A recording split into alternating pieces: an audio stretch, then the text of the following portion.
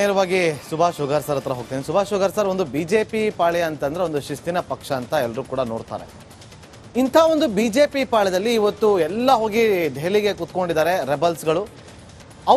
ಅವ್ರಿಗೆ ಅಷ್ಟು ಸುಲಭವಾಗಿ ವರಿಷ್ಠರು ಸಿಗ್ತಾರಾ?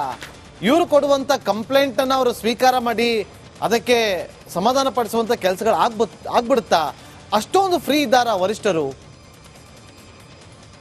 ನಾಗೇಂದ್ರ ಬಾಬು ಅವರೇ, ಈಗ ಡೆಲ್ಲಿಗಂತೂ ಇವ್ರು ಹೋಗಿದ್ದಾರೆ.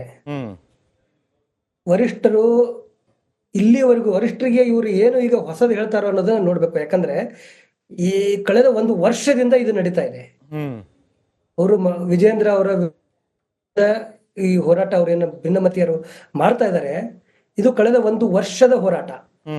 ಈ ಒಂದು ವರ್ಷದಿಂದ ಇವರು ಬೇರೆ ಬೇರೆ ಮಾರ್ಗಗಳ ಮೂಲಕ, ಕೆಲವೊಮ್ಮೆ ಹೈಕಮಾಂಡ್ ನಾಯಕರ ಅಪಾಯಿಂಟ್ಮೆಂಟ್ ಅನ್ನ ತಗೊಂಡು ಮಾತಾಡಿದ್ದಿದೆ, ಕೆಲವೊಮ್ಮೆ ಬೇರೆಯವರ ಮೂಲಕ ತಿಳಿಸಿದ್ದಿದೆ, ಎಂಪಿಗಳ ಮೀಟಿಂಗ್ ಮಾಡಿದ್ದಿದೆ. ಎಲ್ಲ ರೀತಿಯ ಒಂದು ಮಾರ್ಗಗಳ ಮೂಲಕ ಹೈಕಮಾಂಡ್ಗೆ ವಿಷಯವನ್ನ ತಲುಪಿಸುವಂತ ಕೆಲಸವನ್ನ ಈಗ ಆಲ್ರೆಡಿ ಇವರು ಮಾಡಿದ್ದಾರೆ.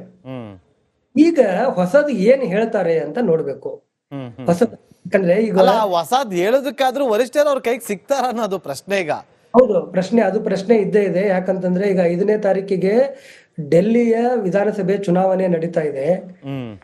ಇವತ್ತು ಇವರೆಲ್ಲರೂ ಹೋಗಿದ್ದಾರೆ 3ನೇ ತಾರೀಕಿಗೆ. ಇನ್ನು 2 ದಿವಸ ಇದೆ. ಡೆಲ್ಲಿ ಇಲೆಕ್ಷನ್ ಮುಗಿಯುವವರೆಗೂ ಕೂಡ ಯಾವ ನಾಯಕರು ಇವ್ರ ಕೈಗೆ ಸಿಗುವಂತ ಸಾಧ್ಯತೆಗಳು ಬಹಳ ಕಡಿಮೆ. ಪಾರ್ಲಿಮೆಂಟ್ ಸೆಷನ್ ಕೂಡ ನಡೀತಾ ಇದೆ. ಈ ಪಾರ್ಲಿಮೆಂಟ್ ಸೆಷನ್ ಅಲ್ಲೂ ಕೂಡ ಇನ್ಕ್ಲೂಡಿಂಗ್ ಪಾರ್ಟಿ ಪ್ರೆಸಿಡೆಂಟ್ ಎಲ್ಲರೂ ಪಾರ್ಲಿಮೆಂಟ್ ಸೆಷನ್ ಅಲ್ಲೂ ಬಿಸಿ ಇದ್ದಾರೆ, ಡೆಲ್ಲಿ ಇಲೆಕ್ಷನ್ ಅಲ್ಲೂ ಕೂಡ ಬಿಸಿ ಇದ್ದಾರೆ. ಈ ಹಂತದೊಳಗಡೆ ಇದು ಕರ್ನಾಟಕ ಸಮಸ್ಯೆ, ಬಿಜೆಪಿ ಸಮಸ್ಯೆ ಯಾವ ರೀತಿ ಇದೆ ಅಂದ್ರೆ ಸುಮ್ನೆ ಒಂದು ಇವರನ್ನ ಕರೆಸಿ ಒಂದು 10 ನಿಮಿಷ ಮಾತಾಡೋದ್ರಿಂದ ಬಗೆಹರಿಯುವಂತ ಸಮಸ್ಯೆ ಅಲ್ಲ. ಇದಕ್ಕೆ ಬಹಳ ಸುದೀರ್ಘವಾದಂತ ಮೀಟಿಂಗ್ಗಳು ಇದಕ್ಕೆ ಆಗ್ಬೇಕಾಗತ್ತೆ. ಬಹಳ ಕರಾರುವಾಕ್ಕಾದಂತ ತೀರ್ಮಾನಗಳನ್ನ ಹೈಕಮಾಂಡ್ ಮಾಡ್ಬೇಕಾಗತ್ತೆ.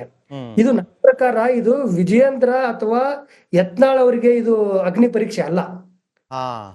ವಿಜಯೇಂದ್ರ ಅವರು ತಮ್ಮ ಸ್ಥಾನವನ್ನು ಉಳಿಸ್ಕೊಳ್ತಾರೋ ಮುಂದುವರಿತಾರೋ ಇಲ್ವೋ ಅನ್ನೋದು ಅವರಿಗೆ ಅಗ್ನಿ ಪರೀಕ್ಷೆ ಅಲ್ಲ. ಈ ಪರೀಕ್ಷೆ, ನಿಜವಾದ ಅಗ್ನಿ ಪರೀಕ್ಷೆ ಇರೋದು ಬಿಜೆಪಿಯ ಹೈಕಮಾಂಡ್ಗೆ. ಕರ್ನಾಟಕದ ಬಿಕ್ಕಟ್ಟನ್ನ ಯಾವ ರೀತಿ ಅವರು ಸಾಲ್ವ್ ಮಾಡ್ತಾರೆ, ಮಿನಿಮಮ್ ಡ್ಯಾಮೇಜ್ ಆಗುತ್ತಾರೆ. ಅವ್ರು ಏನ್ ಮಾಡಿದ್ರು ಡ್ಯಾಮೇಜ್ ಅಂತೂ ಆಗೋದು ಸತ್ಯ. ಸುಭಾಷ್ ಸರ್, ನೋಡಿ, ಇಷ್ಟು ದಿನ ನಾವು ಯಾವತ್ತೂ ಕೂಡ ಚುನಾವಣೆ ಅನ್ನೋದು ಕೇಳಿಲ್ಲ ಬಿಜೆಪಿ ಪಾಳದಲ್ಲಿ. ರಾಜ್ಯಾಧ್ಯಕ್ಷರ ನೇಮಕದ ವಿಚಾರವಾಗಿ ವರಿಷ್ಠರು ಏನ್ ಹೇಳ್ತಾರೋ ಅದೇ ಫೈನಲ್. ಯಾರು ಇಂಥವ್ರು ರಾಜ್ಯಾಧ್ಯಕ್ಷ ಆಗಬೇಕು ಅಂತೇಳಿ ಅವರೊಂದು ಮೆಮೊರಂಡಮ್ ಅನ್ನ ಕಳಿಸ್ತಾರೋ ಅವರೇ ಆಗ್ತಿದ್ರು. ಆದ್ರೆ ಈಗ ಇವ್ರು ಹೋಗ್ಬಿಟ್ಟು ಚುನಾವಣೆ ನಡೆಸಿ ಅಂತ ಕೇಳ್ತಿದಾರಲ್ಲ ಈ ಒಂದು ರಾಜ್ಯಾಧ್ಯಕ್ಷ ಸ್ಥಾನಕ್ಕೆ. ಇದಕ್ಕೆ RSS ನಾಯಕರು ಒಪ್ಕೊಳ್ತಾರ? ಬಿಜೆಪಿ ವರಿಷ್ಠರು ಒಪ್ಕೊಳ್ತಾರ? ಆಮೇಲೆ ಒಂದು ಬಹಳ ಪ್ರಮುಖವಾದಂತ ಪ್ರಶ್ನೆ ಅಂತಾರೆ ಉಗಾರ್ ಸರ್, ನಿಮ್ಗೆ ರಾಷ್ಟ್ರ ಮಟ್ಟದ ರಾಜಕೀಯ ತುಂಬಾ ಚೆನ್ನಾಗಿ ಗೊತ್ತಿರೋದ್ರಿಂದ ಇದನ್ನ ಕೇಳ್ತಾ ಇದ್ದೀನಿ. ಇವತ್ತು ನಮ್ಮ ರಾಜ್ಯದಲ್ಲಿ ಈ ರೀತಿಯಾಗಿ ಬಿಜೆಪಿಯಲ್ಲಿ ಬಣ ಬಡಿದಾಟ ಇದೆಯಲ್ಲ, ಬೇರೆ ರಾಜ್ಯಗಳಲ್ಲೂ ಹೀಗೆ ಇರುತ್ತಾ ಅಥವಾ ಇದಕ್ಕಿಂತ ಹೆಚ್ಚಾಗಿರುತ್ತಾ? ಇಲ್ಲ, ಎಲ್ಲಾ ರಾಜ್ಯಗಳಲ್ಲೂ ಭಿನ್ನಾಭಿಪ್ರಾಯಗಳು ಪಕ್ಷದೊಳಗಡೆ ಆಂತರಿಕವಾಗಿ ಇದ್ದೇ ಇರ್ತವೆ. ನಾನ್ ಕೇಳ್ಪಟ್ಟಂತೆ ನಮ್ಮ ಪೊಲಿಟಿಕಲ್ ರಿಪೋರ್ಟ್ ಹತ್ರ ಮಾತಾಡ್ಬೇಕಾದ್ರೆ ಸುರೇಶ್ ಹತ್ರ, ಸರ್ ಬೇರೆ ರಾಜ್ಯಗಳಿಗೆ ಕಂಪೇರ್ ಮಾಡಿದ್ರೆ ನಮ್ಮ ರಾಜ್ಯದಲ್ಲಿ ಕಡಿಮೆ, ಇದಕ್ಕಿಂತ ಜಾಸ್ತಿ ಇರುತ್ತೆ, ಅದು ಯಾವುದಕ್ಕೂ ವರಿಷ್ಠರು ತಲೆ ಕೆಡಿಸ್ಕೊಳ್ಳಲ್ಲ, ಇಲ್ಲಿ ಇದಕ್ಕೆ ತಲೆ ಕೆಡಿಸ್ಕೊಳ್ತಾರ ಅಂತ ಒಂದಷ್ಟು ಚರ್ಚೆಗಳಾಗ್ತಾ ಇತ್ತು. ಇಲ್ಲ, ಎಲ್ಲಾ ಪಕ್ಷ, ನಾನು ಅದನ್ನ ಹೇಳಿದ್ರೆ ಎಲ್ಲಾ ರಾಜ್ಯದಲ್ಲೂ ಕೂಡ ಪಕ್ಷದೊಳಗಡೆ ಆಂತರಿಕ ಭಿನ್ನಾಭಿಪ್ರಾಯ, 2 ಗುಂಪುಗಳು, 2 ಲೀಡರ್, ಇದೆಲ್ಲ ಇದ್ದೇ ಇರ್ತದೆ.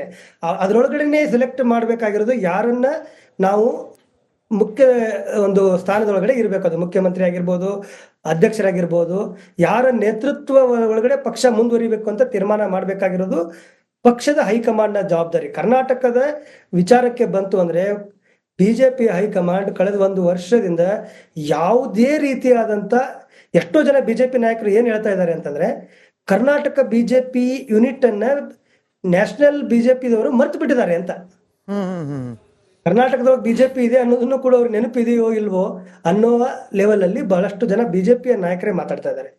ಇದು ಏನು ಯತ್ನಾಳ್ ಅವರ ನೇತೃತ್ವದೊಳಗಡೆ ಒಂದು ಭಿನ್ನಮತೀಯ ಚಟುವಟಿಕೆ ಅಥವಾ ನೀನು ಗುಂಪುಗಾರಿಕೆ ಅಥವಾ ಅವ್ರ ಪ್ರಕಾರ ಪಕ್ಷದ ಶುದ್ಧೀಕರಣ ಏನೋ ಒಂದು ಪ್ರಯತ್ನ ನಡೀತಾ ಇದೆಯಲ್ಲ, ಇದು ಆರಂಭ ಆಗಿದ್ದು ಯಾವಾಗ ವಿಜಯೇಂದ್ರ ಅವರು ಪಕ್ಷದ ರಾಜ್ಯ ಅಧ್ಯಕ್ಷರಾದ್ರು ಅವಾಗ್ಲಿಂದನೇ ಇದು ಆರಂಭ ಆಗಿದೆ. ಇದಕ್ಕೆ ಪಕ್ಷದ ಹೈಕಮಾಂಡ್ ಗಮನ ಕೊಟ್ಟಿಲ್ಲ.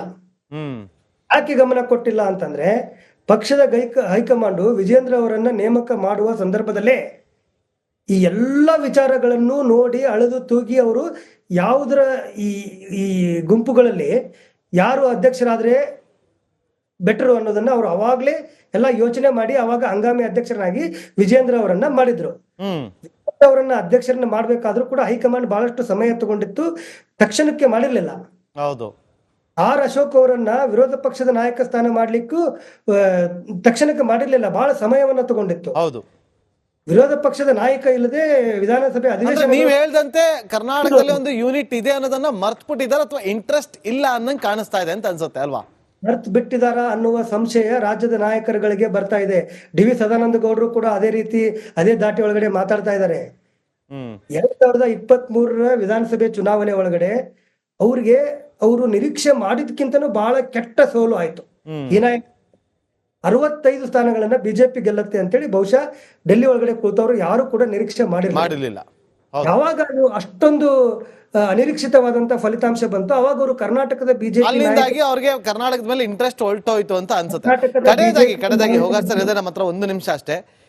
ಈಗ ಇವರ ಒಂದು ಈ ಕಿತ್ತಾಟದಿಂದಾಗಿ ಬಡವರಾಗ್ತಿರೋದು ಜನ, ಅಭಿವೃದ್ಧಿ ಕೆಲಸಗಳು, ಒಪ್ಕೊಳ್ತೀರಾ? 100%. ಯಾಕಂದ್ರೆ ಈ ಆಡಳಿತ ಪಕ್ಷ ಎಷ್ಟು ಇಂಪಾರ್ಟೆಂಟು ಅಷ್ಟೇ ಇಂಪಾರ್ಟೆಂಟ್ ವಿರೋಧ ಪಕ್ಷ ಕೂಡ. ಆಡಳಿತ ಪಕ್ಷ ಸರಿದಾರಿ ಹೆಂಗ ಹೋಗ್ಬೇಕು ಅಂತ ನೋಡಬೇಕಾಗಿದ್ದೇ ವಿರೋಧ ಪಕ್ಷ. ವಿರೋಧ ಪಕ್ಷನೇ ತನ್ನ ಆಂತರಿಕ ಸಮಸ್ಯೆ ಒಳಗಡೆ ಸಿಕ್ಕಾಕೊಂಡಾಗ ಆಡಳಿತ ಪಕ್ಷ ಏನ್ ಮಾಡಿದ್ರು ಸರಿ ಅನ್ನೋ ರೀತಿ ಒಳಗಡೆ ಅವರು ಹೋಗ್ಲಿಕ್ಕೆ ಸ್ಟಾರ್ಟ್ ಮಾಡಿದ್ರೆ ಅನುಭವಿಸಬೇಕಾದವ್ರು ಯಾರು? ರಾಜ್ಯದ ಜನನೇ. ಬೇರೆ ಯಾರಿಗೆ ಅದರಿಂದ ಸಮಸ್ಯೆ ಆಗುತ್ತೆ? ಯಾರಿಗೂ ಸಮಸ್ಯೆ ಆಗಲ್ಲ. ಅವ್ರ ಪಾಡಿಗೆ ಅವ್ರು ಆರಾಮಾಗಿರ್ತಾರೆ ಇಬ್ರು. ಅವರು ಗೆದ್ದು ಹೋಗಿದ್ರು ಜನಪ್ರತಿನಿಧಿಗಳು ಆಗಿರೋದು ಯಾಕೆ? ಹೌದು, ಆ ಕೆಲಸವನ್ನು ಅವ್ರು ಮಾಡ್ಬೇಕಲ್ಲ. ಅವ್ರು ಅದು ಮಾಡಿ ಯಾವ ತರ ಇವಾಗ ಕರ್ನಾಟಕದಲ್ಲಿ ಒಂದು ಬಿಜೆಪಿ ಅನ್ನುವ ಯೂನಿಟ್ ಇದೆ ಅಂತೇಳಿ ವರಿಷ್ಠರು ಮರ್ತೋಗಿದಾರೋ ಅದೇ ತರ ಜನರ ಸಮಸ್ಯೆ ಇದೆ ಅಂತೇಳಿ ನಮ್ಮ ನಾಯಕರು ಮರ್ತಂತೆ ಕಂಡು ಬರ್ತಾ ಇದೆ ಅಲ್ವಾ? Thank you so much Hogar sir, ಇಷ್ಟೊತ್ತರೆಗೂ ನಮ್ಮೊಂದಿಗೆ ಮಾತಾಡಿ ಸಾಕಷ್ಟು ವಿಚಾರಗಳನ್ನ ಹಂಚ್ಕೊಂಡಿದ್ದಕ್ಕೆ. ನೋಡಿ, ಇವತ್ತು ಜನ ಪ್ರಶ್ನೆ ಮಾಡ್ತಿದ್ದಾರೆ, ನಾವು ವೋಟ್ ಹಾಕಿ ಕಳ್ಸಿದೀವಿ, ನೀವು ನಮ್ಮ ಸಮಸ್ಯೆಗಳನ್ನ ಕೇಳ್ತಾ ಇಲ್ಲ, ನಮ್ಮ ಕ್ಷೇತ್ರದಲ್ಲಿ ಅಭಿವೃದ್ಧಿಗಳಾಗ್ತಾ ಇಲ್ಲ, ಚರಂಡಿಗಳು ಹಾಗೇ ಇದೆ, ಕುಡಿಯೋ ನೀರು ಬರ್ತಾ ಇಲ್ಲ, ಇನ್ನೇನು ಬೇಸಿಗೆ ಕಾಲ ಆರಂಭ ಆಗುತ್ತೆ, ಆ ಸಂದರ್ಭದಲ್ಲಿ ಯಾವ ರೀತಿಯಾಗಿ ದಾಹ ನೀಗಿಸ್ಬೇಕು ಅನ್ನೋದು ಯಾರ ಹತ್ರನೂ ಪ್ಲಾನ್ಗಳಿಲ್ಲ, ರಸ್ತೆಗಳು ಸರಿ ಇಲ್ಲ, ಸ್ಕೂಲ್ ಬಸ್ಗಳು ಸರಿಯಾಗಿ ಸಿಗ್ತಾ ಇಲ್ಲ, ಎಲ್ಲವೂ ಕೂಡ ದುಪ್ಪಟ್ಟಾಗಿದೆ. ಆದರೂ ಕೂಡ ಎಲ್ಲೋ ಒಂದು ಕಡೆ ರಾಜಕೀಯ ನಾಯಕರು ತಮ್ಮ ವೈಯಕ್ತಿಕ ಪ್ರತಿಷ್ಠೆಗಾಗಿ ಒಂದು ವೈಯಕ್ತಿಕ ರಾಜಕಾರಣಕ್ಕೋಸ್ಕರ ಫೈಟ್ ಮಾಡ್ಕೊಂಡಿದ್ದಾರೆ ವಿನಃ ಜನರ ಸಮಸ್ಯೆಗಳನ್ನ ಆಲಿಸ್ತಾ ಇಲ್ಲ ಅಂತೇಳಿ ಒಂದಷ್ಟು ದೂರುಗಳಂತೂ ಇದೆ. ಇನ್ನು ಮುಂದೆ ಆದರೂ ರಾಜಕೀಯ ನಾಯಕರು ತಮಗಿರುವಂತ ಕರ್ತವ್ಯ ಏನು ಅನ್ನೋದನ್ನ ನೆನಪಿಸ್ಕೊಂಡು ಆ ಕರ್ತವ್ಯವನ್ನ ಮಾಡಿದ್ರೆ ನಿಜಕ್ಕೂ ಕೂಡ ಒಳ್ಳೆಯದಾಗತ್ತೆ ಅಂತ ನಾವು ಕೂಡ ಭಾವಿಸ್ತೀವಿ. ಇದಾಗಿತ್ತು ಇವತ್ತಿನ ಈ ಕ್ಷಣದ ಮಹಾಭಾರತ. 150 ಸುದ್ದಿ, 120 ಇಂಪ್ಯಾಕ್ಟ್. ಸೂಪರ್ 3 ಇಲ್ಲೇ ಡ್ರಾ, ಇಲ್ಲೇ ಬಹುಮಾನ. ಮಾಧ್ಯಮ ಇತಿಹಾಸದಲ್ಲೇ ಮೊದಲು ಪರಿಹಾರ ಪತ್ರಿಕೋದ್ಯಮ. ನಡೀತಾ ಇಲ್ಲ ಸರ್. ಗುಣಲಕ್ಷ್ಮಿನಿಲ್ಲ, ಪಿಂಚಣಿನಿಲ್ಲ, ಇದನ್ನೇ ಮಾಡಕ್ಕಾಗಿಲ್ಲ ಅಂತಂದ್ರೆ ಇನ್ನೇನ್ ಮಾಡ್ತೀರಿ? ಬೇರೆ ಏನ್ ಕಳಿಸಿ ಆ ಸಮಸ್ಯೆಯನ್ನು ಪರಿಹರಿಸಿಕೊಡ್ಲಾಗ್ಬೋದು. ಒಬ್ಬ ಅಜ್ಜಿ, ಅವರು ವಿಕಲಚೇತನರು, ಯಾರ ಹತ್ರ ಹೇಳೋದು? ನಿಮ್ ಪ್ರಾಬ್ಲಮ್ ಏನಪ್ಪಾ ಅಂತ ಕೇಳೋದಕ್ಕೆ ಯಾರು ಇಲ್ವಲ್ಲ, ಆಗ ನಾವಿರ್ತೀವಿ. ನಾವಿರೋದೇ ನಿಮ್ಗಾಗಿ. ನಾನು ಇರುವವರೆಗೆ, ಅವ್ರು ಇರುವವರೆಗೆ 1000 ರೂಪಾಯಿ ತಿಂಗಳು ಆಗ್ತೀನಿ. ಆದ್ರೆ ಈ ಕೆಲಸ ಇದೆಯಲ್ಲ, ಯಾವತ್ತೂ ಕೂಡ ಶಾಶ್ವತವಾಗಿ ನಮಗೊಂದು ಒಳ್ಳೆ ನೆನಪನ್ನ ಕೊಡುತ್ತೆ, ನಮ್ಮನ್ನ ಕಾಪಾಡುತ್ತೆ. 24 ಗಂಟೆಯಲ್ಲಿ ಅವರ ಬದುಕು ಬದಲಾಗಿ ಹೋಯಿತು. ನಾವು ರಿಪಬ್ಲಿಕ್ ಕನ್ನಡ, ನೇಷನ್ ಫಸ್ಟ್. ಸಮಾಜ ನಮಗೆ ಬಹಳ ಮುಖ್ಯವಾಗಿರುತ್ತೆ. ನಾವು ಆ ಜಾತಿ ಈ ಜಾತಿ ಅಂತ ನೋಡೋದಿಲ್ಲ. ಸಮಾಜದ ಕಟ್ಟ ಕಡೆ ವ್ಯಕ್ತಿ ಯಾರಿರ್ತಾನೆ, ಅದು ಯಾವುದೇ ಜಾತಿಯವನಾಗಿರ್ಬೋದು, ಯಾರ ಕಷ್ಟದಲ್ಲಿದ್ದಾನೆ ಅವನ ಪರವಾಗಿದ್ದಾನೆ. ಕನ್ನಡಕ್ಕೆ ಧನ್ಯವಾದ. ನಾವು 1 ವರ್ಷದ ನಿರ್ಭೀತ ಪತ್ರಿಕೋದ್ಯಮ ರಿಪಬ್ಲಿಕ್ ಕನ್ನಡ, ಇದು ನಿಮ್ಮ ಧ್ವನಿ.